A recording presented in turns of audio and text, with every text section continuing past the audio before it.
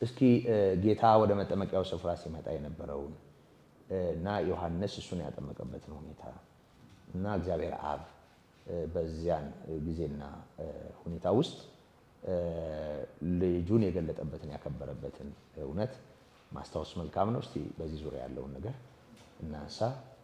እንግዲህ ወደ ዋናው ነገር ነው እየመጣን ያለ ነው። ምንም እንኳን ከዮሐንስ ጋር የተያያዘው ነገር ልክ ነው፣ እሱም የእግዚአብሔር ስራ ነው በእርሱ የተገለጠው። ጌታ ኢየሱስ ወደ ዮርዳኖስ ባህር ሄዶ ባይጠመቅ ይህን ያህል ዮሐንስም ትልቅ ባልተባለ የእግዚአብሔርም ቃል ብዙ ባልመሰከረለት ይሄ ወቅት እንግዲህ በተለይ የምናስበው የጌታችን የኢየሱስ ክርስቶስን ጥምቀት ነው። እንዴት ወደዚህ ወደ ጥምቀቱ ቦታ ሄደ የሚለው እንዳለው ነው።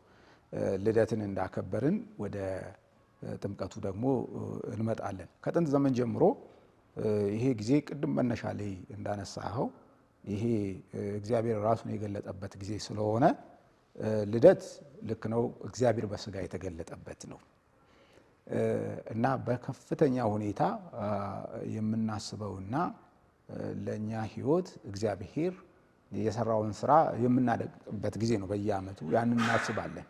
እግዚአብሔር በስጋ መገለጡ ታላቅ ነገር ስለሆነ እንዲሁ የሚታሰበው በዚህ ጊዜ ይሄ መገለጥ ለሰው ሁሉ መሆኑን ለማሰብ ለጥበብ ሰዎች መገለጡን ሁልጊዜም ትልቅ ዋጋ ይሰጠዋል።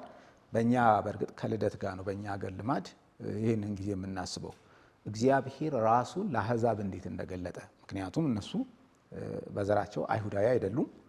ከምስራቅ ዓለም ወደ ይሁዳ ቤተልሔም የሄዱ ናቸው። ይሄም በደንብ ይዘከራል። የሚዘከርበት ምስጢር ምንድን ነው? በሕጉና በስርዓቱ የኖሩ እስራኤልና አሕዛብ መቼም የተለያዩ ናቸው፣ እጅግም ማለት ነው። አሁን እግዚአብሔር ከሕዝብም ከአሕዛብም አንድን ሰው ፈጥሯል፣ አንድ ሕዝብ አድርጓል። ይሄ የሆነው በክርስቶስ በኩል ነው። የእግዚአብሔርን ጽድቅ በጋራ ተቀብለን የእግዚአብሔር ጽድቅ ተሰብኮልን በክርስቶስ በማመን ነው። ስለዚህ ያ ይዘከራል ማለት ነው። እግዚአብሔር ሁለተኛ ራሱን ገለጠ ለአሕዛብ። በሶስተኛ ደረጃ እንግዲህ ጌታ ኢየሱስ ወደ ይፋዊ አገልግሎት መውጣቱን ነው ይሄ የጥምቀት ቀን የሚያሳየው። ለ30 ዓመት ጌታ ኢየሱስ በሰዎች መካከል ኖረ። ይሄ ታላቅ ምስጢር ነው። የጌታችን እናትም የሚሆነውን ነገር ሁልጊዜም ትጠባበቅ ነበር። የእግዚአብሔር ቃል እንደሚለው ምንድን ነው ከበስራቱ ጊዜ ጀምሮ በልደቱ፣ ምክንያቱም በተወለደ ጊዜ በእግዚአብሔር መላእክት አማካይነት እረኞች መጥተው ከበው ሲመለከቱ ይህም አስደናቂ ነው። ምንድን ነው እየሆነ ያለው ነገር? ኋላም ደግሞ ከምስራቅ ሰዎች መጥተው ሲሆን ምንድን ነው እየሆነ ያለው ነገር? ምክንያቱም አንዳንዴ እኛ እንዘነጋለን። አሁን በእኛ ሀገር ትራኬ ክርስትና አንዳንድ ጊዜ ትራኬው ላይ ችግር ስላለበት ማለት ነው። እንደ እግዚአብሔር ቃል ነው ሁሉንም መረዳት ያለብን። ዝርዝሩን የሚያውቁ ይመስለናል እኛ ዮሴፍም ማርያምም። እንደዛ አይደለም መጽሐፍ ቅዱስ። ምንድን ነው እየተደረገ ያለው ማለት ኋላም ጌታ ኢየሱስ እንደ መንጻት እንግዲህ እንደ ስርዓቱ የመንጻቱ ቀን ሲደርስ በ40ኛው ቀን ወደ መቅደስ ይዘው በሄዱ ጊዜ አረጋዊ ስምዖን ተቀብሎ በመንፈስ ተመርቶ መጥቶ ትንቢት ተናገረ። እርሱ በእስራኤል ፊት ያለውን ክብርና ስፍራ ለብዙ ሰዎች መነሳትና መውደቅ ለአሕዛብ ብርሃን መሆኑ ምንድን ነው? ሐናም ደግሞ እንደዚሁ ስለሱ ተናገረች። ደግሞ ሄሮድስም ተነስቶ አሳደደው ማለት የጌታ እናትም ትንቢት ተናገረባት። በልብሽ ሰይፍ ያልፋል መከራ ትቀበያለሽ አለ። ማለት መስቀልም ታወጀ ማለት ነው በዛን ሰዓት።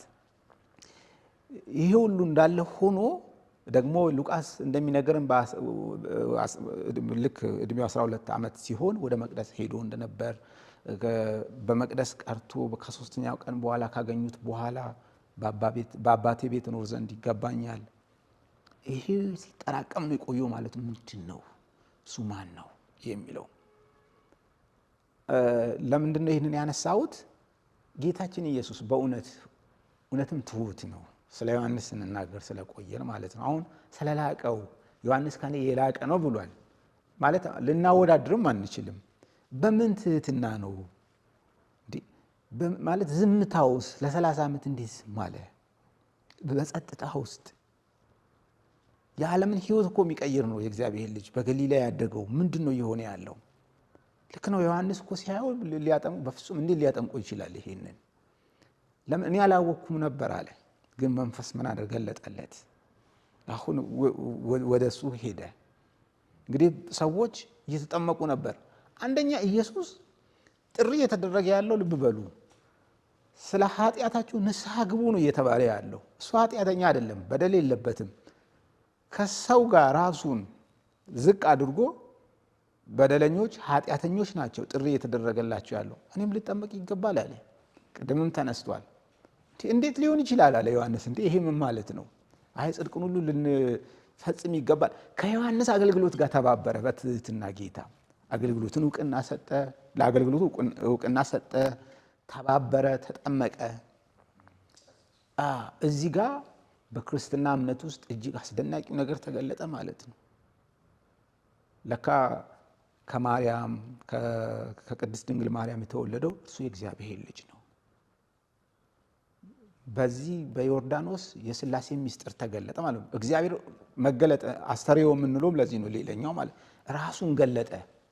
የምወደው ልጄ ነው አለ። ስለሱ መሰከረለት ማለት ነው። መንፈስ ቅዱስም በርግብ አምሳል ወረደበት።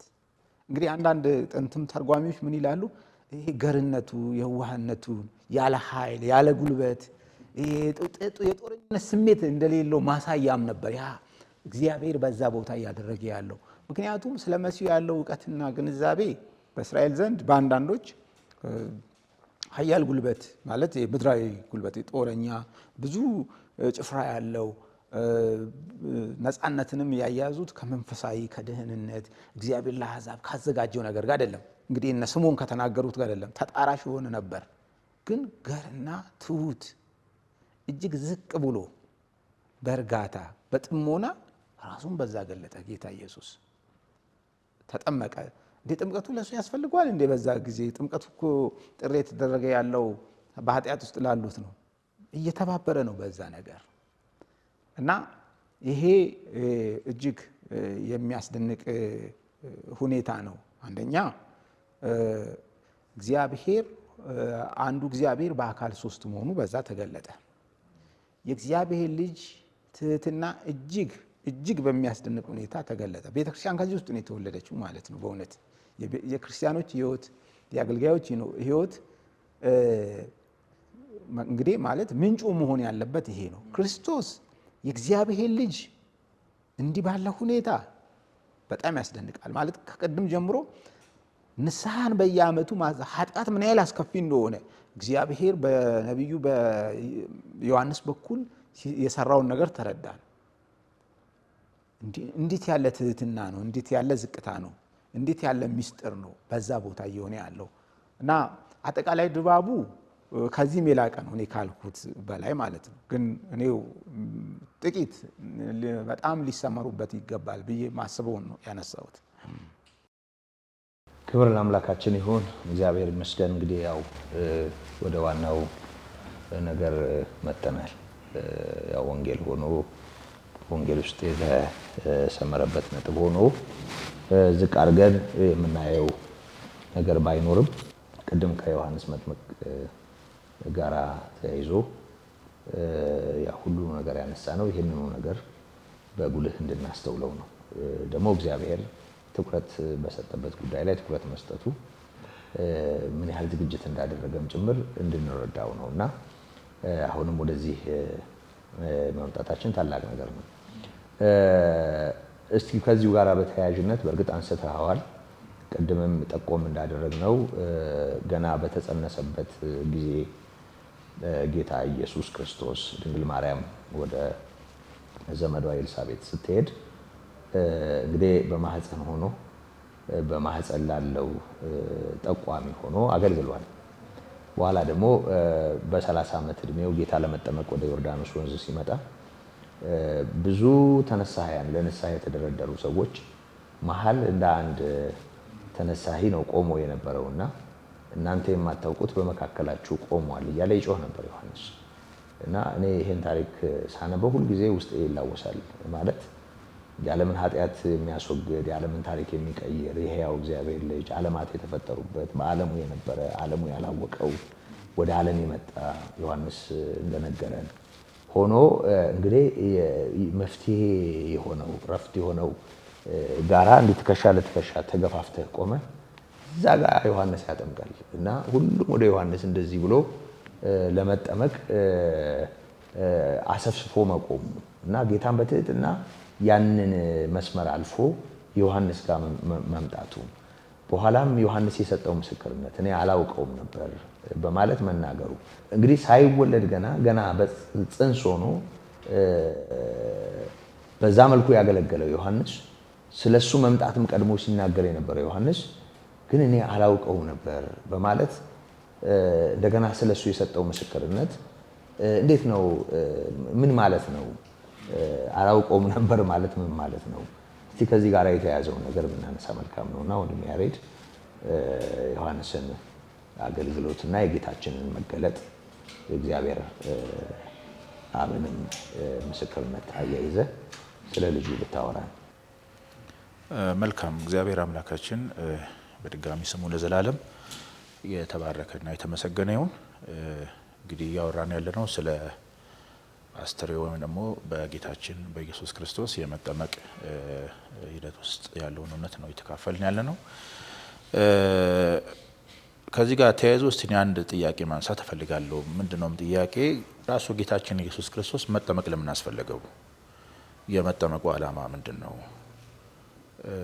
የሚለውን ስናይ ቅድም ሙሌም እንዳነሳው አንደኛ ዮሐንስ ያጠምቅ የነበረው ለኃጢአት ስርየት እንደሆነ ይታወቃል።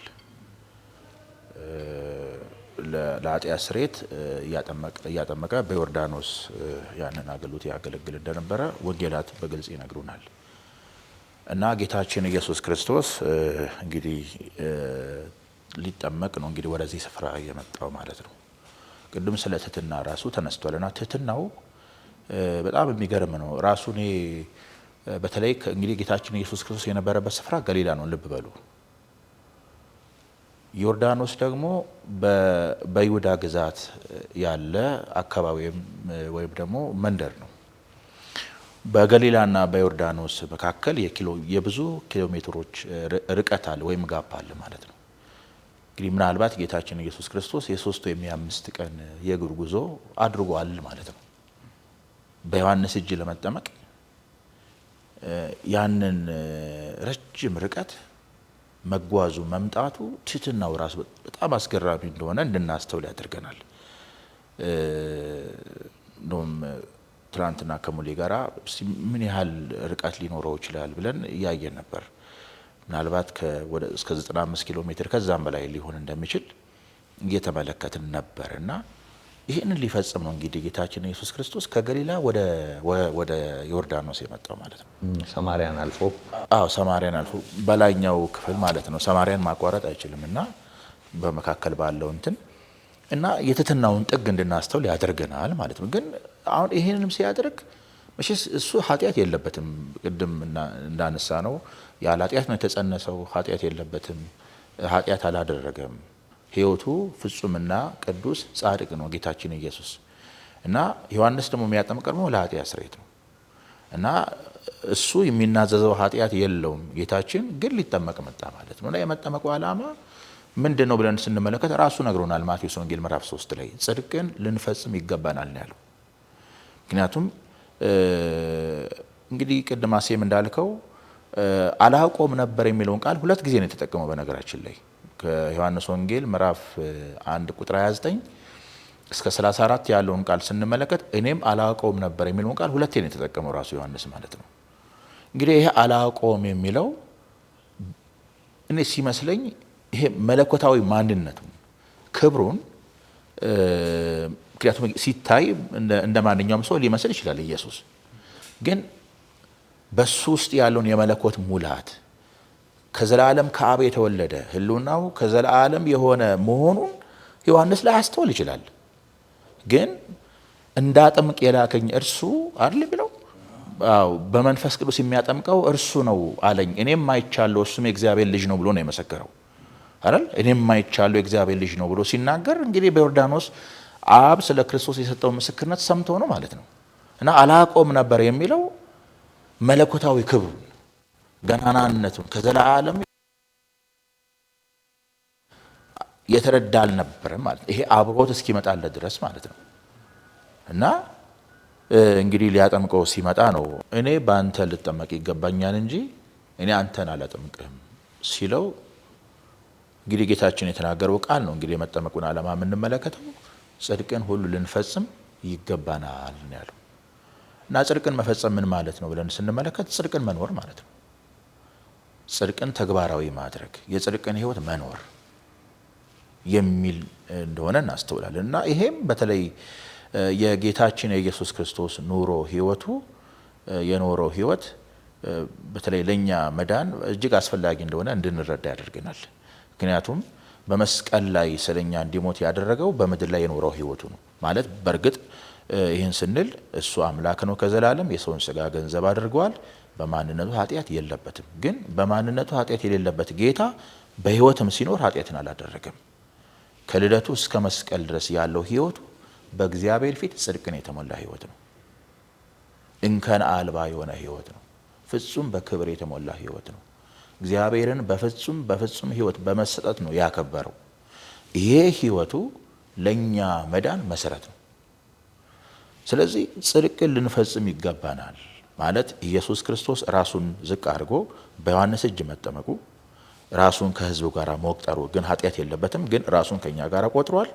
ከዛም በኋላ ባለው ህይወቱ ጌታችን ኢየሱስ ክርስቶስ ጽድቅን የተሞላ ጽድቅን የኖረ ነው ይሄ ጌታ እና ይሄ ህይወቱ በመስቀል ላይ ስለኛ ቤዛ እንዲሞት አድርጎታል ማለት ነው። ከዚህም ባሻገር ታዲያ በጣም የሚገርመኝ በጌታችን በኢየሱስ ክርስቶስ መጠመቅ ሂደት ውስጥ ሰማያት ተቀደዱ የሚል ቃል በማርቆስ ወንጌል ምዕራፍ 1 ላይ እናገኛለን። እና በማርቆስ ወንጌል ምዕራፍ 1 ላይ ሰማያት ተቀደዱ የሚል ቃል እናገኛለን። ደግሞ በማቴዎስ ላይ ደግሞ ሰማያት ተከፈቱ የሚል ቃል እንመለከታለን። በተለይ ይሄ የሰማያት መቀደድ የሰማያት መከፈት ሰማይ ለሰው ልጆች መከፈቱን በጌታችን በኢየሱስ ክርስቶስ መጠመቅ ሰማያት ለሰው ልጆች መከፈቱን እንድናስተውል ያደርገናል። ሌላው አስገራሚው ነገር እንግዲህ ጌታችን ኢየሱስ ክርስቶስ በተጠመቀበት ጊዜ የተሰማው የአብ ድምጽ ነው ከገናናው ክብር እና ይሄም ድምጽ የምወደው ልጄ ይህ ነው እርሱን ስሙት የሚል ድምጽ ሰምተናል። እና በዚህ ምስክርነት ውስጥ አንድ የምናስተውለው እንግዲህ ቅድም እንዳልነው ኢየሱስ የሚናዘዘው ኃጢአት የለውም፣ የሰራውም ኃጢአት የለውም። ነገር ግን ራሱን ከህዝቡ ጋር ቆጥሮ ነው የተጠመቀ ያለውና ስለዚህ ይሄም እንግዲህ ጌታችን ኢየሱስ ክርስቶስን በዛ ህዝብ ሁሉ ፊት ያከበረ እውነት እንደሆነ እናስተውላለን። ቅድም ወሌም እንዳለው ምስጢረ ሥላሴም ጭምር የተገለጠበት እና ሰማያትም ለሰው ልጆች መከፈታቸውን የታየበት ክስተት ነው ማለት ነው የጌታችን የኢየሱስ ክርስቶስ መጠመቅ። ክብር ለስሙ ይሁን። እንግዲህ በጌታችን በመድኃኒታችን በኢየሱስ ክርስቶስ መጠመቅ ሰማያት እንደተከፈቱ እግዚአብሔር አብ ምስክርነት እንደሰጠና ከአብ ምስክርነት በተማረው መሰረት ዮሐንስ ግንዛቤው እንዴት እንደተቃና ነው አሁን የተመለከትነው። ከዚህ ጋር በተያያዥነት እንግዲህ የጌታችን የኢየሱስ ክርስቶስ መጠመቅ ምክንያት ሆኖ እግዚአብሔር አብ እሱን የገለጠበት መንገድ በተለይ በክርስቶስነቱና በሕያው እግዚአብሔር ልጅነቱ ዙሪያ ያለውን ነገር ብናሰምርበት መልካም ነው። አሁን ተነስቷል። ቅድምም አንድ ጠቆም የተደረገ ነገር አለ። በጌታችን በኢየሱስ ክርስቶስ ዘመነ ስጋዌ ወይም ደግሞ በስጋ ተገልጦ ይታይ በነበረበት ወቅት በተዳሰሰ በሚዳሰስ በሚደመጥ በሚታይ አካል ይመላለስ በነበረበት ወቅት ከሆኑ ታላላቅ ነገሮች አንዱ ያው የመጀመሪያው መገለጥ ተወልዶ በሰዎች መታየቱ ነው። ቤተልሔም ነው ጌታ የተወለደው። የምስራቹም ለእረኞች ነው የተገለጠው። ይሄ በጣም አስገራሚ ነው። እንደገና ደግሞ አገልግሎት ሲጀምር በ30 ዓመት እድሜው እንደ የትኛውም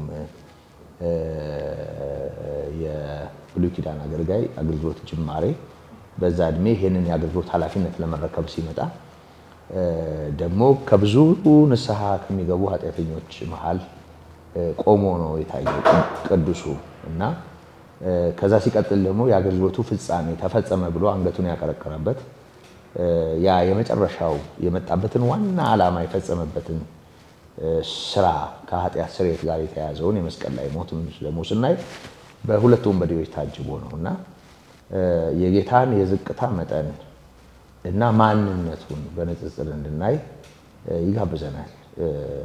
ደግሞም እውነት ነው ማለት የክርስቶስ ማንነት ነውና መሰረታዊው ነገር። ከዚያ አኳያ ጥምቀቱን ከጥምቀቱ ጋር ተያይዞ የምንማረውን ትምህርት ማንነቱን ጭምር ደግመን ብናነሳ በተለይ ቃል ሥጋ ከመሆኑ ጋር ተያይዞ ጸጋና እውነትን ተሞልቶ በእኛ ከማደሩ ጋር ተያይዞ ሥጋ የሆነው ቃል እግዚአብሔር ልጅ ከመሆኑ ጋር ተያይዞ ቅድመ ዓለም የነበረ የልዑል አምላክ ልጅ ከመሆኑ ጋር ተያይዞ ወንድሜ አንስቶታል። ግን በደንብ ጨምረን ይህንን ሀሳብ ብናየውና መልእክታችንን ወደ መቋጨት እየመጣን ስለሆነ በዚህ ዙሪያ ጥቂት ብንል መልካም ነው። ወንድሜ ለአንተ እድሉ ልስጥ።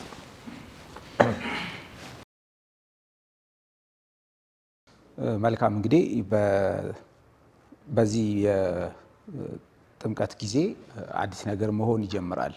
ከዚህ በፊት በነቢያትና በካህናት በነገስታት እስራኤል በአገልግሎት ውስጥ ነው የኖረችው። እግዚአብሔር እንዲህ ባለ ሁኔታ ከህዝቡ ጋር ግንኙነት ነበረው። ዮሐንስ ወይም ጫፍ ላይ ያደርሰዋል እና አሁን ምን ይሆናል? እጥፋት ይጀምራል ማለት ነው። ምክንያቱም አገልግሎቱን የሚረከበው የእግዚአብሔር ልጅ ነው። ለዮሐንስም ይሄ አዲስ ነገር ነው ማለት የዮሐንስ መረዳት የሌሎችም የሐዋርያት መረዳት በሰው ዘንድ ሙሉ መረዳት አልነበረም። ያንን ማወቅ ይኖርብናል። በነቢያትም ዘንድ ከጥንት ዘመን ጀምሮ ስለ መሲሁ ሲናገሩ መሲያዊ የሆኑ ምልክቶች አንዳንዴ መለኮታዊ ሆኖ አንዳንዴ ሰው ሆኖ አንዳንድ ጊዜ ድል አድራጊ ሆኖ አንዳንድ ጊዜ መከራ ተቀባይ ሆኖ ነው የሚረዱት። ለዮሐንስ ግን ተብራራለት፣ ተገለጠለት ማለት ነው። ስለዚህ ይሄ የአገልግሎትም እጥፋት ነው። እንግዲህ በመንፈሳዊ ዓለም ውስጥ አዲስ ነገር መሆን ይጀምራል። መሲሁ በእርግጥም የእግዚአብሔር ልጅ ነው። ያንን ነው ያወጀው እግዚአብሔር አብ። ምክንያቱም ለጌታችን ለኢየሱስ ክርስቶስ ሰዎች አይደሉም የመሰከሩለት። ምስክርነቱ ከሰማይ ነው፣ ከአብ ነው ምስክርነቱ፣ ከመንፈስ ቅዱስ ነው ምስክርነቱ። ይሄ ሆነ። ከዛ ውጪ ይፋዊ አገልግሎቱን ጀመረ ማለት ነው። በአደባባይ አንድ ነገር እዚህ ጋር እንረዳለን። ከአገልግሎት በፊት ትህትና ምን ያህል አስፈላጊ እንደሆነ ከእግዚአብሔር ልጅ ከጌታ ከኢየሱስ ክርስቶስ እንማራለን። ምክንያቱም ለ30 ዓመት በትዕግስት ጽናት፣ ታማኝነት ራሱን ዝቅ በማድረግ ራሱን ባዶ በማድረግ እንደ ሰው ነው የኖረው። አሁንም ከተጠመቀ በኋላ በቀጥታ ወደ አገልግሎት አይደለም የሚሄደው። ልክ ነው፣ በይፋ በአደባባይ ይታያል። ለ40 ቀናት ቀንና ሌሊት ወደ ጾም ነው የሚሄደው ማለት ነው። እና ዝግጅቱ በጣም ያስደንቃል፣ ትህትናው ያስደንቃል። ይሄ በጣም እኛን ሊያስተምር ይገባል ብዬ አስባለሁ። ለምሳሌ መነሻ ላይ አንስቻለሁ፣ እንዲህ ባሉ ቀናት መናገር አስፈላጊ ስለሆነ ነው። በቤተክርስቲያን ታሪክ ውስጥ ሰዎች ምንድነው በጳጳሳትም ዘመን ይሁን በዚህ በቅርብ ዘመንም ይሁን ጳጳሳት ዘመን ይባላል፣ ረጅም ዘመን ቤተክርስቲያን በረጅም ጊዜ በዛ ስለተመራች ቤተክርስቲያን ብዙ ፈተናና መከራ አሳልፋለች። የክርስቶስ ቤተክርስቲያን ከዓለም በሚጓጓዙ ማለት ከዓለም በሚመጡ ሀሳቦች እግዚአብሔርን ደስ ከማሰኘት ይልቅ ሰዎች ዝናን እንዴት እንደሚያገኙ፣ ክብርን እንዴት እንደሚያገኙ፣ እንዴት እንደሚታወቁ፣ እንዴት ኃይልን፣ ጉልበትን፣ ሀብትን እንደሚቆጣጠሩ ያስባሉ። የቤተ ክርስቲያን አገልግሎት ብዙ ጊዜ የሚፋለሰው በዚህ ምክንያት ነው። በአብያተ ክርስቲያናት መካከል ሰላም ይጠፋል። ለምን? የእግዚአብሔር ድምፅ በንጹህ የእግዚአብሔር ድምፅ ወደ ቤተ ክርስቲያን እንዳይመጣ አገልጋዮች ሊገድቡ ይችላሉ ማለት ነው። የእግዚአብሔር ልጅ ጌታ ኢየሱስ የሚገባውን ትህትና የሚገባውን ዝግጅት አድርጓል እና እኛም ሁል ጊዜ ከአገልግሎት በፊት ዝግጅት ማድረግ ይኖርብናል። በተለይ ወጣቶች ይሄ ዘመን ማለት እንዲህ ያሉ ዘመናት ፈታኝ ናቸው። በዚህ ጊዜ ሰዎች ክብርን ከሰው ይፈልጋሉ። የኢየሱስ ክብር ከአባቱ ዘንድ ነበር። ልክ ዮሐንስ ላይ እንዳየ ነው። ይሄ በጣም ለኛ አስተማሪ ነው። ሁኔታው ራሱ ማለት ወደ አገልግሎት ለመግባት የሄደበት መንገድ እንዲሁም የክርስትና ስነ መለኮት መሰረትም ተገለጠ ማለት ነው። እንዴት ካልን እንግዲህ ስለ እግዚአብሔር ልጅ ስለ ጌታችን ስለ ኢየሱስ ክርስቶስ ስንናገር የኛ ድህነት የተፈጸመው በመለኮት ነው፣ ሰው በሆነ በእግዚአብሔር ልጅ በጌታችን በኢየሱስ ክርስቶስ። ይህንን ምስክርነት አብ መስክሮለታል። ጌታ ኢየሱስ ከጽንሰቱ ጀምሮ በመንፈስ ቅዱስ ተጸነሰ ይላል። መንፈስ ቅዱስ ደግሞ እንዴት ከዛ ጊዜ ጀምሮ በአገልግሎት ሁሉ እንደሚታይም ደግሞ እንመለከታለን። ከዚህ ከጥምቀት ጊዜ ጀምሮ እና ሌላው የዮሐንስ አገልግሎት ያከትማል። ከዚህ ጊዜ ጀምሮ እየከሰመ ይሄዳል። በጣም ድንቅ ነው። ይሄ በእኛ ሀገር አንድ ትራኪ አለ። ዮሐንስ በሄሮድስ አማካኝነት እንግዲህ እንደሞተ ያው በሄሮድያዳ እንትኑ ይታወቃል። አንገቱ ነው የተቀላው። አንገቱ ከተቀላ በኋላ ለ15 ዓመታት እየዞረ አስተምሯል የሚል አለ። ይሄ ማለት እንደ ዝም ብሎ በመልካም ታስቦ ከሆነ ጥሩ ነው፣ ግን አይሆንም። ከእግዚአብሔር ቃል ጋር ይጋጫል። ምክንያቱም መሲሁ ነው ቦታውን የሚይዘው። ከዚህ በኋላ መሲሁን የሚሸፍን የለም። ሁለተኛ ዮሐንስ አገልግሎቱን ፈጽሟል። እሱ እስከዛ ጊዜ ነበር። ለምን መጽሐፍ እንደሚል እስከሱ ጊዜ ድረስ ነው ሕግና ነቢያት እሱ ላይ ያከትማል እና የዮሐንስ አገልግሎት ማክተሚያ አዋጅም ነው። በቃ ለምን የላቀው አገልግሎት ወደ ስራ ይገባል። በዛን ቀን የጌታ ኢየሱስ ክርስቶስ ትምህርቱ ይለያል ራሱ ማለት ነው። ከዛ ጊዜ ጀምሮ አገልግሎቱ፣ ጥሪው እና ይሄ ስለ ጥምቀት ስናስብ ሁል ጊዜ አዲስ አገልግሎት ወደዚህ ዓለም እንዴት እንደገባም ጭምር የምናስብበት ነው። ነቢያት ከነበሩበት በመቅደስ ይደረግ ከነበረው ነገሮች እየተለወጡ ይሄዳሉ። የአዲስ ሕይወት፣ የአዲስ ኪዳን፣ የአዲሱ ስርዓት ትምህርት መሰረት ይይዛል። ይሄ ብቻ ሳይሆን የዮሐንስ ደቀ መዛሙርት ወደ ኢየሱስ ይመጣሉ። ኢየሱስ አዲስ ደቀ መዛሙርት ማፍራት ይጀምራል። እስከዛ የነበረው የትምህርት ቃና ምን ነበር? በጥርስ ፈንታ ጥርስ ነው፣ በአይን ፈንታ አይን ነው። አሁን ግን ግራህን ለመታ ቀኝህን ስጥ የሚል ትምህርት ይጀምራል ማለት ነው። ከፍተኛ ልዩነት ማለት ነው። በሕግ የነበረው አንዳንድ ትእዛዛት ጌታ እያደሳቸው ይሄዳል ማለት ነው፣ እየለወጣቸው ማለት ይሄ የአዲሱ ሕይወት መጀመሪያም ነው ይሄ ቀን ብዬ አስባለሁ። ማለት እንማራለን፣ እነዚህን ሁሉ ከዛ እንመለከታለን። ምስጋና ለስሙ ይሁን። እንግዲህ ያው እያጠቃለልን ነው ብያለሁ። በዚህ በዮሐንስ መጥምቅ አገልግሎት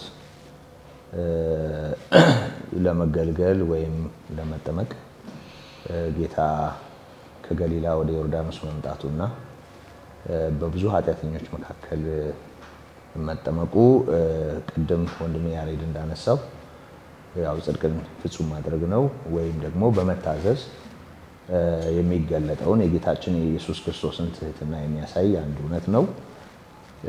ከዚህ ባሻገር ግን ራሱ ያ እድል ያ መድረክ ራሱ ያ የመጠመቂያው ሁኔታ እግዚአብሔር አብ ልጁን በይፋ የገለጠበት መድረክ አሁን እኛ በሚገባን ቋንቋ ወይም ደግሞ አውድ መሆኑን እናያለን። ምክንያቱም ዮሐንስ በዚህ በዮሐንስ ወንጌል ምዕራፍ 1 ከቁጥር 29 ጀምሮ እነሆ የዓለምን ኃጢአት የሚያስወግድ የእግዚአብሔር በግ እያለ ስለ ዮሐንስ መናገሩ በመዘገበበት ክፍል ለእስራኤል ይገለጽ ዘንድ ጊዜው ሲደርስ ዮሐንስ በዚህ መልኩ ለአገልግሎት እንደመጣ ይነግረናል እና ቃል በቃል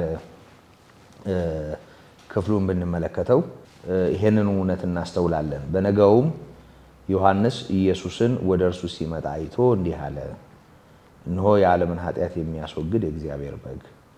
አንድ ሰው ከኔ በኋላ ይመጣል፣ ከኔም በፊት ነበረና ከኔ ይልቅ የከበረ ሆኗል ብዬ ስለ እርሱ ያልኩት ይህ ነው። እኔም አላውቀውም ነበር፣ ዳሩ ግን ለእስራኤል ይገለጽ ዘንድ ስለዚህ በውሃ እያጠመቅኩ ነው የመጣሁ ይላል እና እኔም አላውቀውም ነበር፣ ግን ለእስራኤል ይገለጽ ዘንድ በውሃ እያጠመቅኩ ነው የመጣሁ ማለት ዮሐንስ ክርስቶስን በልኩ እንዳላወቀው ይነግረናል። ቅድም በእርግጥ ተነስቷል። በልኩ አለማወቅ ማለት በማህፀን ሆኖ እንግዲህ በእግዚአብሔር መንፈስ ነቅቶ እናቱ እንድትነቃ ጭምር ያደረገ የቦረቀ የሰገደ አገልጋይ ነው። እንደገናም ወደ ዮርዳኖስ ወንዝ ጌታ ሲመጣ አይቶ እናንተ የማታውቁት በመካከላችሁ ቆሟል በማለት መናገሩን እናስተውላለን። ከራሱም ጋር በማነጻጸር ጫማውን ጠፍር እንኳን ሊፈታ የማይገባኝ ከኔ በኋላ ይመጣል ያልኳችሁ እሱ ነው እያለ ይናገር ነበር። እንደገናም ቀጠል አድርጎ እነሆ የዓለምን ኃጢአት የሚያስወግድ የእግዚአብሔር በግ በማለት በጣም እንግዲህ በጣም ወሳኝ የሆኑ ክርስቶስን በተመለከተ ማንም ሰው ሊያሰምርባቸው የተገቡ አንኳር ነገሮችን ተናግሯል ዮሐንስ። የመጠመቂያው ስፍራ መገለጥ ግን ከዚህ የላቀውንና ከዚህም ከፍ ያለውን እንዲያውቅ እንዳገዘው እና ያ ለሱ ብቻም ሳይሆን ለእስራኤል ሁሉ መገለጥ መሆኑን ይነግረናል። ለእስራኤል ይገለጥ ዘንድ ነው የሚለው እና ምን ማለት ነው እንግዲህ በይፋ እግዚአብሔር አብ ልጁን ለመግለጥ ያዘጋጀው መድረክ ነው። ከዚህ ጋር በተያያዥነት ዮሐንስም እንዲህ ብሎ መሰከረ፣ መንፈስ ከላይ ወይም ከሰማይ እንደ ርግብ ሆኖ ሲወርድ አየው፣ በእርሱም ላይም ኖረ፣ እኔም አላውቀውም ነበር ይላል። ቃሉን ይደግመዋል ቅድም ወንድሜ ያሬድ እንዳለው እና አላውቀውም ነበር፣ ዳሩ ግን በውሃ አጠምቅ ዘንድ የላከኝ እርሱ መንፈስ ሲወርድበትና ሲኖርበት የምታየው በመንፈስ ቅዱስ የሚያጠምቅ እርሱ ነው አለኝ ይልና እኔም አይቻለሁ፣ እርሱም የእግዚአብሔር ልጅ እንደሆነ መስክሬአለሁ ይላል። እንግዲህ ከጌታችን ከኢየሱስ ክርስቶስ መገለጥ ጋር ተያይዞ ክርስቶስን በተመለከተ ሁለት አበይት ነገሮች ተገልጠዋል። አንደኛው እስራኤል የምትጠብቀው መሲህ ለዘመናት ሲነገርለት የነበረው ክርስቶስ እርሱ ኢየሱስ መሆኑን መልአኩ ቅዱስ ገብርኤል በሉቃስ 1 ላይ ወደ ድንግል ማርያም ብስራት ይዞ በመጣበት ጊዜ ከቁጥር 26 ጀምሮ ስናነብ እንደምናየው ከእርሷ የሚወለደው የዳዊት ልጅ እንደሆነ የልዑል ልጅ መባሉን ጌታ አምላክም የአባቱን የዳዊትን ዙፋን የሚሰጠው መሆኑን መናገሩን እናስተውላለን። ጌታ ኢየሱስ ክርስቶስ በተወለደበትም ጊዜ ሉቃስ 2 ላይ እንደምናነበው መላእክት በምስጋና በእግዚአብሔር ፊት መቅረባቸውን እናያለን። ያ ብቻም ሳይሆን እነሆ ታላቅ ደስታ የምስራችን ነግራችኋለን፣ በዳዊት ከተማ እርሱ ክርስቶስ ጌታ የሆነ ተወልዶላችኋል በማለት የሚጠበቀው መሲህነቱ በተደጋጋሚ በዚህ ሁኔታ መገለጡን እናያለን። አሁን ደግሞ እግዚአብሔር አብ ይሄ የዳዊት ልጅ ሆኖ በስጋ የተገለጠው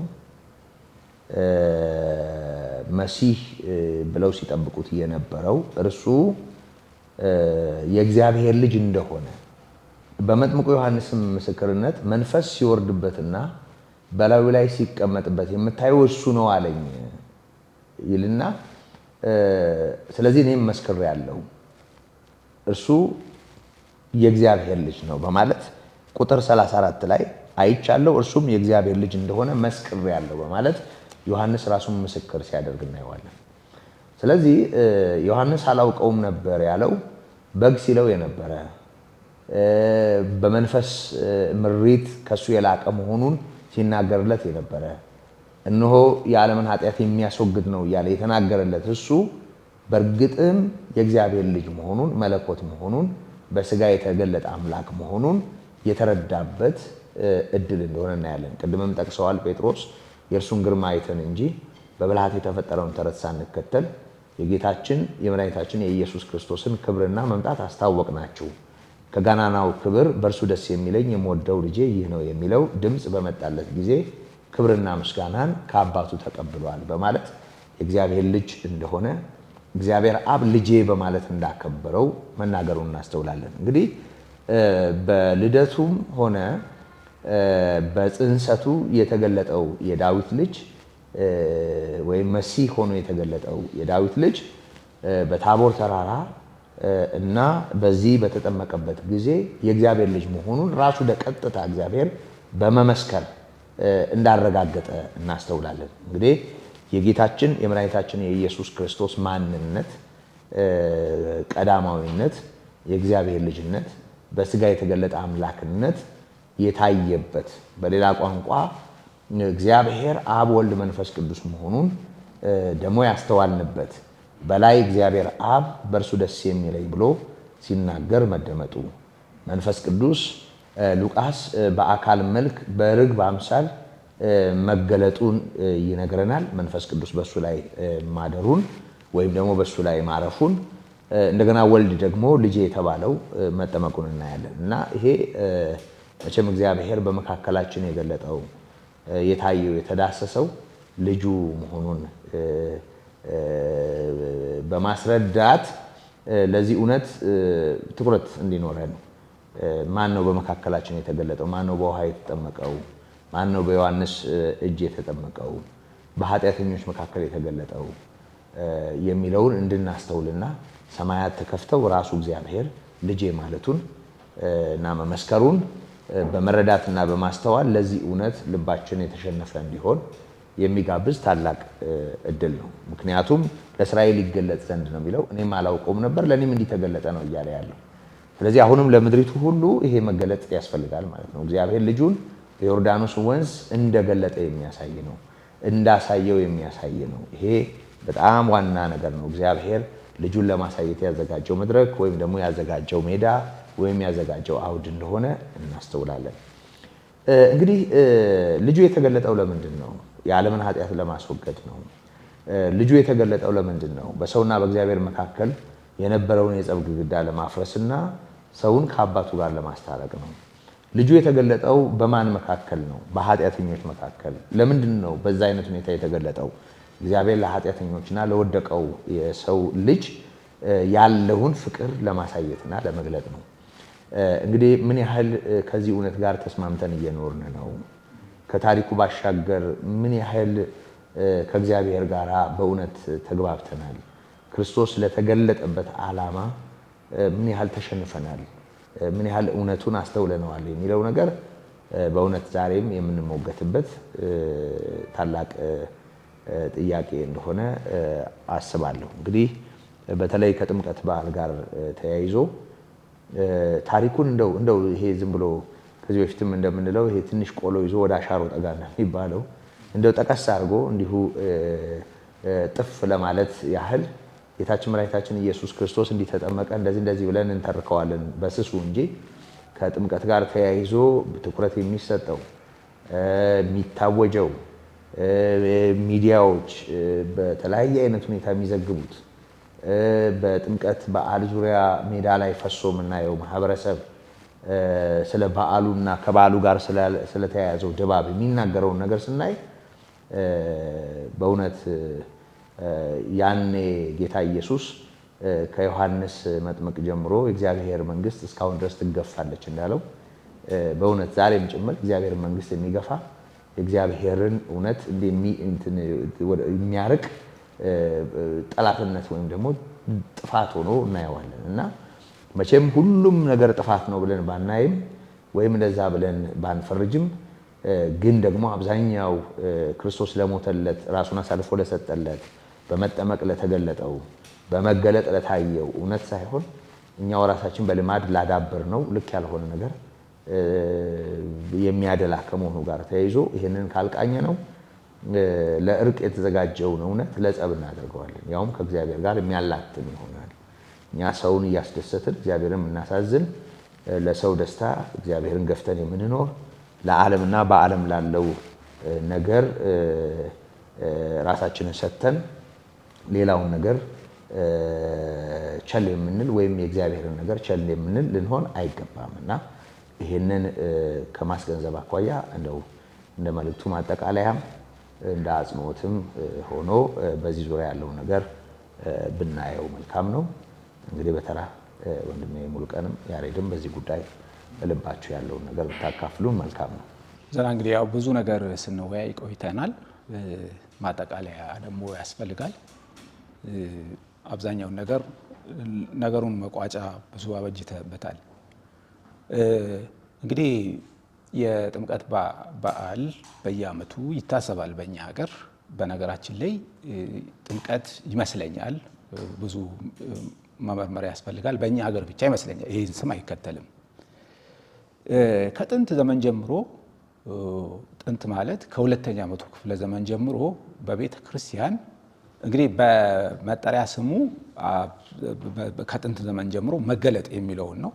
አስተርእዮ የሚባለው በእኛ ሀገር ኤፒፋኒያ ተብሎ የኢትዮጵያ ኤፒፋኒያም ይባላል አሁን፣ ወይም ደግሞ ቴዎፋኒያ እግዚአብሔር ራሱን ይገልጣል እንደማለት ነው። ከዚህ የተነሳ በእግዚአብሔር ቃል መሰረት ጥንታውያኑ ከሁለተኛው መቶ ክፍለ ዘመን ጀምሮ ይህን የማነሳው ምንድን ነው በእኛ ሀገር ብቻ ያለ ወይም ከኛ ሀገር የተወለደ አድርገን ማሰብ የለብንም። ለምንድን ነው የሚታሰብበትን መንገድ ስነ ስርዓት ስላለው። በጥንቱ እንግዲህ እንደ አውሮፓውያን አቆጣጠር የቀን ቀመር ከወሰድን ታኅሳስ 25 ዲሴምበር 25 ማለት ነው የጌታ ልደት፣ እንዲሁም የሰብአ ሰገል የጌታ የተጠመቀበት እና የቃና የሰርጉ ቤት አንድ ላይ እነዚህ አራት ነገሮች ይታሰባሉ። የቃናው ለምሳሌ ጌታ ኢየሱስ ያን ውሃን ወደ ወይን ጠጅ በመቀየር ራሱን ገልጧል። ደቀ መዛሙርቱም ደግሞ አምኖበታል። ይሄ ምንድነው? ራሱን የገለጠበት ነው። አራቱንም ካየን ይሄን መሰረት በማድረግ ክርስቶስን ማዕከል ያደረጉ ናቸው። ከጊዜ በኋላ ግን ዲሴምበር 25 እንግዲህ ወደ የልደት ብቻ ሆነ። ኋላ ደግሞ ጃንዋሪ 6 በጋራ ይሄ መገለጥ ቀን ይከበራል። የኛ አሁን ወደ 19 ወይም በእኛ አቆጣጠር ደግሞ 11 ሆኗል። ይህን ያነሳውበት ምክንያት አሁንም በድጋሚ መጽሐፍ ቅዱሳዊ መሰረት ያለውን ነገር ሳናዛባ ካሰብን በጣም ጥሩ ነው። ለምን አራቱም ጉዳይ አሁን እንዳነሳ ነው መጽሐፍ ቅዱሳዊ ናቸው፣ ከሰው መዳን ጋር የተያያዙ ናቸው፣ ወይም እግዚአብሔርን ማክበሪያ ለእግዚአብሔር ውዳሴ ማቅረቢያ ቀን ናቸው። እግዚአብሔር እንዲያደረገልን በልጁ ራሱን ገለጠልን፣ እኛን ለማዳን ተገለጠልን ብለን የምናስብበት ከሆነ እጅግ በጣም መልካም ነው። ከዚህ ውጭ ግን ከዚህ ተንሸራቶ ከወጣ ስር መሰረቱን ያጣል ማለት ዝም ብለን ሌላ ነገር እየደመርንበት መልኩ እየጠፋ ይሄዳል። በነገራችን ላይ በዓል በማክበር ሕግና ስርዓትን በመጠበቅ አይሁድን የሚያይል አልነበረም። ጥንቅቅ አድርጎ ስርዓቱን ሁሉ ያከናውኑ ነበር። ሁሌም ግን እግዚአብሔር ከስርዓቱ አልፎ ልባቸውን ነበር የሚያየው። በጾማቸው ወቅት ቢሆን ለስርየት በዓል ሲሰበሰቡ፣ በእያንዳንዱ በዓል ሲሰበሰቡ እግዚአብሔር በንጽህና እንዲያደርግ ወደ ልብ ስለ ልብ ነው የሚያመለክተው። ሕጉ ስርዓቱ ወጉን በየዓመቱ ስላደረግን እግዚአብሔር በዚህ ይደሰታል ብለን ማሰብ የለብንም። በትክክል እግዚአብሔር እንደሚፈልገው እግዚአብሔርን ማገልገል ይኖርብናል። ሁለተኛው ሁልጊዜ በጥምቀት ወቅት ሊታሰብ የሚገባው ከመጀመሪያ ጀምሮ እንግዲህ እንዳነሳ ነው ዮሐንስ ይሰብክ የነበረው መንግስተ ሰማያት ቀርባለችና ንስሐ ግቡ ነበር ጥሪው። ንስሐ ግቡ፣ ንስሐ ግቡ፣ ንስሐ ግቡ ነው የሚለው። በዚህ ወቅት እንዲህ ያለ ድምፅ በጆሮአችን ሊያቃጭል ይገባል። ራሳችን የምንመረምርበት፣ ራሳችን የምንፈትሽበት። ለምን ካልን በዛን ጊዜ ኢሞራላዊነት የገነነበት ጊዜ ነበር። የእግዚአብሔር ሕዝብ የተሰበረበት ጊዜ ነበር። ልክ በዚህ ዘመንም አሁን ክብረ በዓሉ ላይ ብቻ ብናተኩር ጥሩ የማይሆነው ለዚህ ነው። ብዙ ሰዎች ፍትህ ይጎድልባቸዋል። ሰዎች በድህነትና በጉስቁልና መከራ ያያሉ። ሰዎች በብዙ ፈተና በብዙ ተግዳሮት ውስጥ እያለፉ ነው ያሉት። እግዚአብሔር የሁሉም አምላክ ነው፣ ያንን ያያል። በቤተ ክርስቲያን በአገልግሎት ውስጥ ብዙ ቦታ ንጽህና እየጠፋ ነው። ሰዎች ስርዓትን በመፈጸምና በማድረግ እግዚአብሔርን ደስ የሚያሰኙ ይመስላቸዋል። የተለያዩ አገልግሎቶች እናያለን፣ እንመለከታለን። ሁሌም ወደ ዮሐንስ አገልግሎት ስናይ እውነትን ማለት ታማኝነትን ከልብ የሆነን ነገር እንድናደርግ ያስተምረናል። እውነተኛ ንስሐ፣ እውነተኛ መመለስ። ያለዛ እንግዲህ ፍርድ አይቀርም ማለት ነው። ሁል ጊዜ ስለ ሰዎች መዳን እንናገራለን፣ በክርስቶስ በማመን ሰዎች ስለሚያገኙት ደህንነት። አሁንም ደግመን የምንለው በዚህ ጊዜ ሰዎች ንስሐ ሊገቡ፣ ሰዎች ፊታቸውን ወደ ክርስቶስ ሊመልሱ ይገባል። ያለ ክርስቶስ ከሆንን፣ ክርስቶስ በሕይወታችን ከሌለ፣ ልባችን ለክርስቶስ ካልከፈትን አሁንም ፍርድ ይጠብቀናል። ምክንያቱም ክርስቶስ ሕይወት ነው፣ ክርስቶስ መድኃኒት ነው። እስከዚህ ሰዓትም ስንወያይ የቆየ ነው እግዚአብሔር በልጁ በኩል ያደረገልንን ነው። ሌላ አማራጭ የለም ማለት ነው። ስለዚህ ክርስቶስን ስናስበው በዚህ ቀን ክርስቶስ ሕይወት ሊሆነን መጣን፣ መድኃኒት ሊሆነን መጣን። እግዚአብሔር በልጁ በኩል ታረቀን፣ ምሕረት ሆኗል፣ ሰማይ ተቀደደ ብለን ቅድም ተናግረናል። ምን ያህል እግዚአብሔር ሰማይን ለሰው ልጅ እንደከፈተ እግዚአብሔር ወደ ሰዎች ለመምጣት ያለውን ፍላጎት ልናስብ ልናስተውልበት ይገባል። እና ውጫዊ ወይም ሜዳዊ ስርዓቶች ሊማርኩን አይገባም። ልባችንን ለክርስቶስ መስጠት አለብን። እውነተኛ መመለስ፣ እውነተኛ ንስሐ። ራሱ ዮሐንስ ይላል የንስሐ ፍሬ ያሳዩ ይል ነበር። ንስሐ ሲባል እንደው ንስሐ ገብተናል እንዲሁ እግዚአብሔርን እናምነዋለን እናከብረዋለን ብቻ ነው። የንስሐ ፍሬ በመሬት ላይ ምን ይታያል? አሁን በህዝባችን ውስጥ ምን ይታያል? እውነት የኛ ህዝብ እንደ ክብረ ባህሉ፣ እንደ ስርዓቱ፣ እንደ ወጉ፣ እንደ አለባበሱ ነው ህይወቱ? እርስ በርስ ይዋደዳል፣ ይከባበራል። ለሰው ቀናንን? አንደበታችን፣ ህይወታችን፣ ኑሯችን፣ ትዳራችን፣ አስተሳሰባችን፣ ንግዳችን፣ ኑሯችን ንጹህ ነው? ይህንን ልናይ ይገባል። ወደ ፌስቲቫል መቀየር ጥሩ አይሆንም። ምክንያቱም አባባል አለ ለጥምቀት ያልሆነ ቀሚስ ምንድነው ይበጣጠስ። ይህ ምንድነው? እንደ የፌስቲቫል አስተሳሰብ ነው ማለት ውስጥ አእምሯችን ውስጥ ያለው እሱ አይደለም። ወደ ተገለጠው ወደ ጌታችን ወደ ኢየሱስ ክርስቶስ ልንመለከት ይገባል።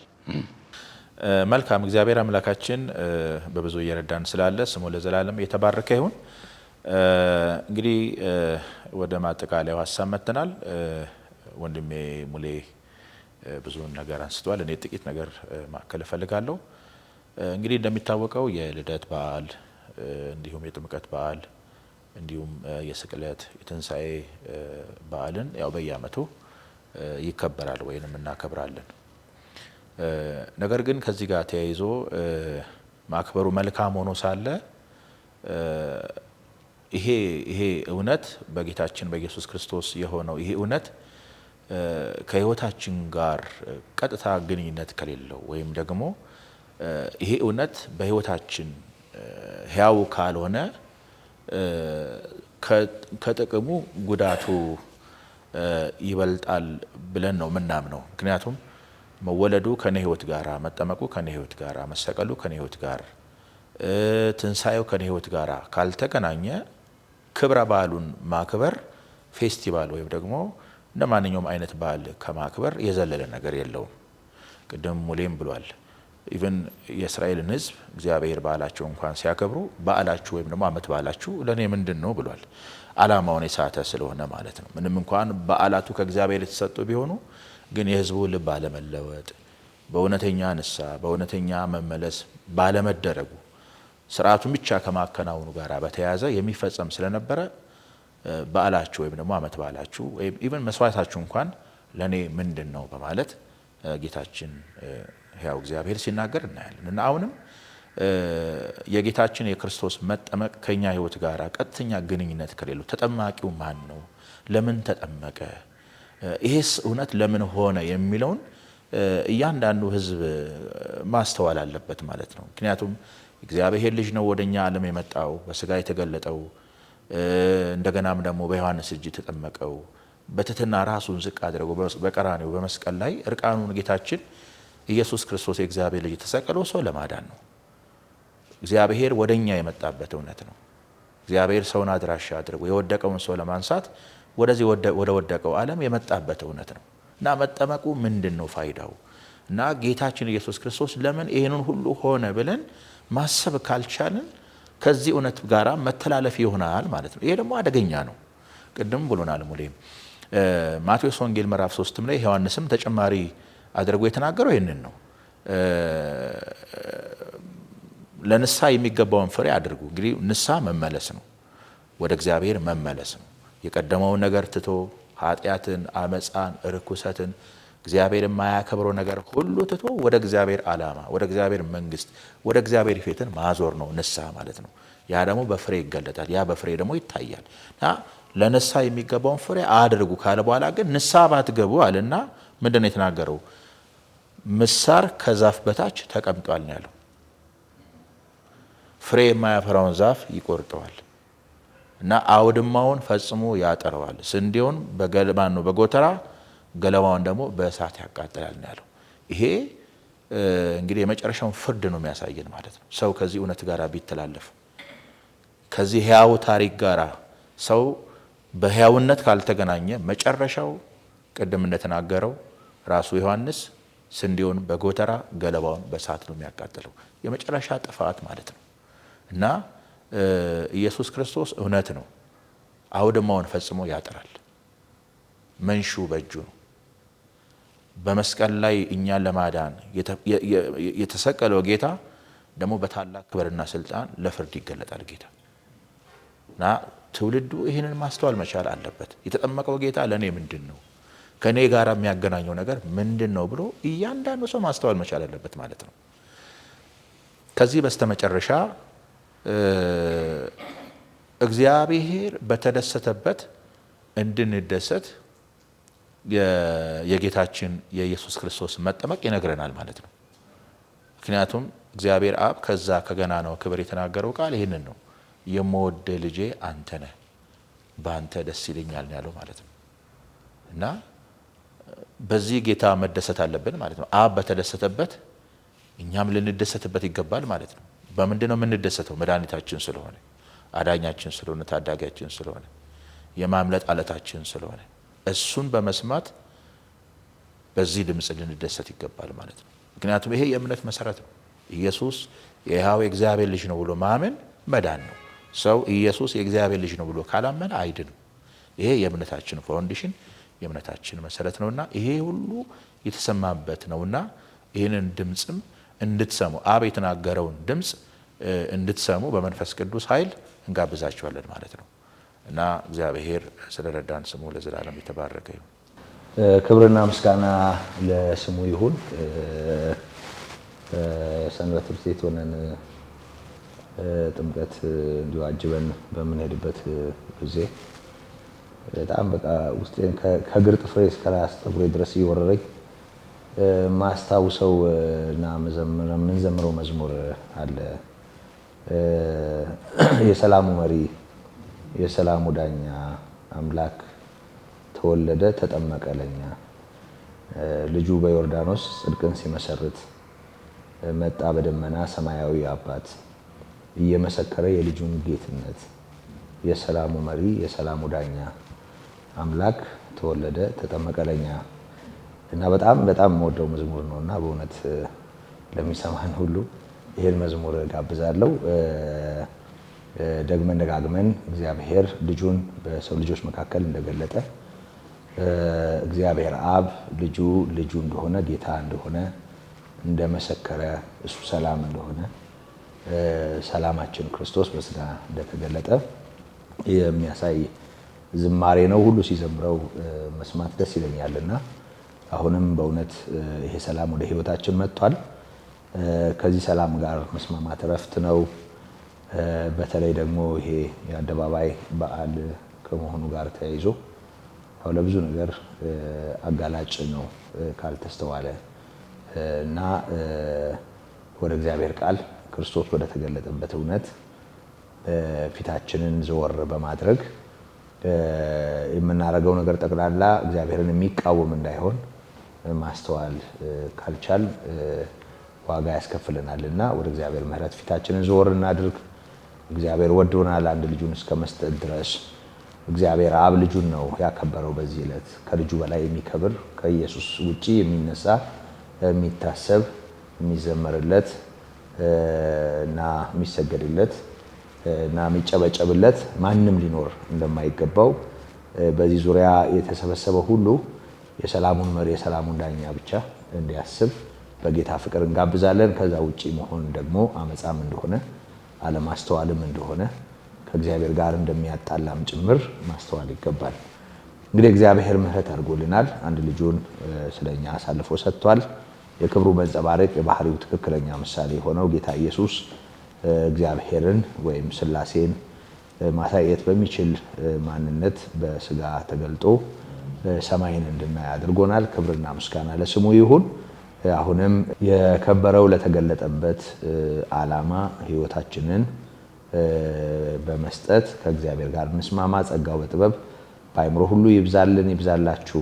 መልካም ጌታን እንደገና የምናይበት ልባችን በንስሐ ወደ እግዚአብሔር የሚመለስበት ኃጢአተኞች ነን ብለን የምንናዘዝበት ብቻም ሳይሆን ለንስሐ የሚገባንን ፍሬ የምናደርግበት መመለሳችንን በተግባር የምናሳይበት ከልዩ ልዩ አይነት ርኩሰት ከልዩ ልዩ አይነት አመጻ የግል እና የተደበቀ ልምምድ ከዛም ባሻገር በጋራም በህብረትም ከምናደርጋቸው ልክ ያልሆኑ ነገሮች ወደ እግዚአብሔር ፊታችንን በማዞር ሰማይ ደስ የሚሰኝበት እውነት የሚገለጥበት ጊዜ እንዲሆንልን ምኞታችንም ጸሎታችንም ነው። ጸጋው በጥበብ በአእምሮ ሁሉ ይብዛላችሁ።